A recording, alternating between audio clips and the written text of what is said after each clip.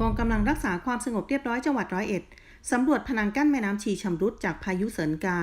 ประสานหน่วยงานเพื่อเข้าช่วยเหลือพี่น้องประชาชนบ้านดินแดงอำเภอจังหารวันที่ 10 ธันวาคม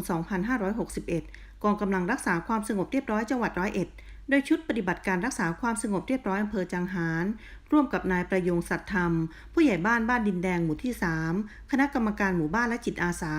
เข้าติดตามการแก้ไขปัญหาความเดือดร้อนของพี่น้องประชาชนบ้านดินแดงกรณีพนังกั้นแม่น้ำชีรอบหมู่บ้านขาดชำรุดเสียหายจากผลกระทบพายุเซินกาเมื่อประมาณเดือนสิงหาคม 2560 ที่ผ่านมามีความยาว 20 เมตรความกว้าง 5 เมตรซึ่งปัจจุบันยังไม่มีหน่วยงานเข้ามาดำเนินการซ่อมแซมทำให้พี่น้องประชาชนได้รับความเดือดร้อนเนื่องจากเป็นเส้นทางที่ใช้ในการสัญจรและขนส่งผลผลิตทางการเกษตรโดยชุดปฏิบัติการอำเภอจังหารได้ประสานขอความช่วยเหลือไปยังเทศบาลตำบลดงสิงห์เพื่อเข้ามาดำเนินการสำรวจและให้การช่วยเหลือต่อไปศูนย์ประชาสัมพันธ์มณฑลทหารบกที่ 17 รายงาน